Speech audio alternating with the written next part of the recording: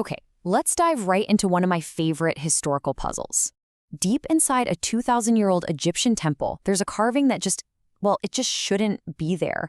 It's a mystery written in stone that seems to completely rewrite what we thought we knew about history. And today, we're going to crack the code of the Abydos temple.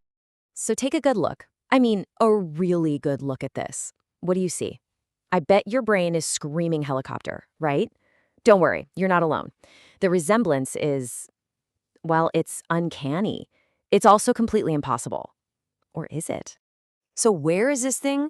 You'll find these carvings way up high on a stone beam in the temple of Seti I in Abydos, Egypt. For decades, this one image has been Exhibit A for some of the most out-there theories you can even imagine about the ancient world.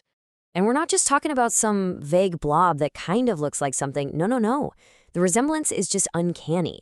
You can clearly see what looks like a helicopter. I mean, it's got a tail, rotor blades, the whole thing.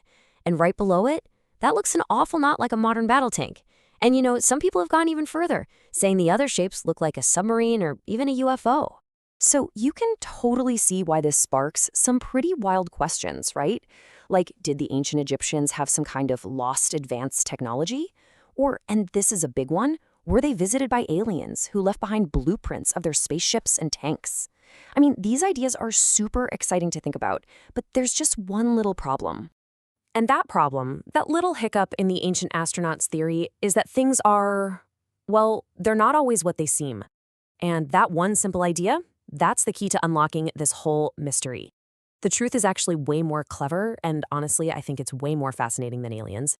So, no, the solution isn't aliens or some secret high-tech past. Instead, it's a story about two powerful kings, what was basically a simple patch-up job, and the slow, steady work of thousands of years of erosion. So let's break down exactly how all of that came together to create this amazing illusion. The whole mystery really comes down to one awesome word: palimpsest. It sounds complicated, but it's not. It's just a term archaeologists use for when an old piece of writing or carving gets covered up and replaced with a new one. But, and this is the key part, little traces of the original still show through. It's literally history layered right on top of itself. Okay, so here's the play-by-play. The first king, Seti I, he has his name and titles carved into this big stone beam. Then his son, Ramesses II, comes along and takes the throne. And he decides, you know what, I want my name up there. But instead of the huge job of chiseling away the old hieroglyphs, his workers just did something much simpler. They slapped a layer of plaster over the old ones and carved Ramesses' new titles right on top. It all breaks down into 4 really simple steps. Step 1, you've got the original glyphs, the name and titles of King Seti.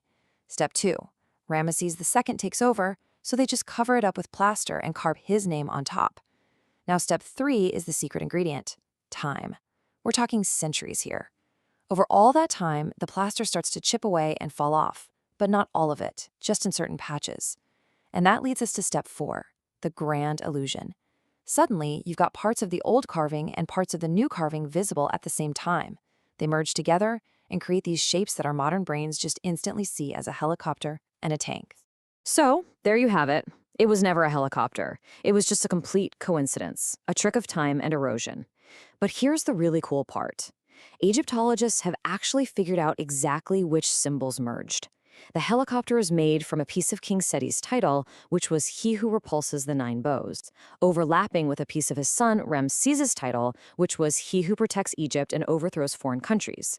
A symbol for a bow from the first carving merged with a symbol for a raised arm from the second one, and boom. Thousands of years later, we see a helicopter. It is an absolutely mind-blowing accident of history. So, what's the big lesson here? What do we take away from all this? For me, it's a huge reminder that when you're looking at history, context is everything. I mean, everything. Think about it. When we see an image like that helicopter and we don't have the full story, our brains just naturally try to fill in the blanks with stuff we already know.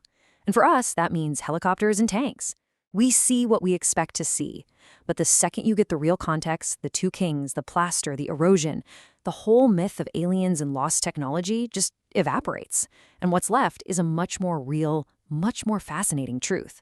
And that really leaves us with a pretty deep thought, doesn't it? The Abydos helicopter mystery is solved, sure, but it's such a powerful example. It really makes you wonder, How many other things in history have we gotten wrong just because we're looking at them with our 21st century eyes? How many other incredible truths are out there, just hidden in plain sight, waiting for someone to find the right context?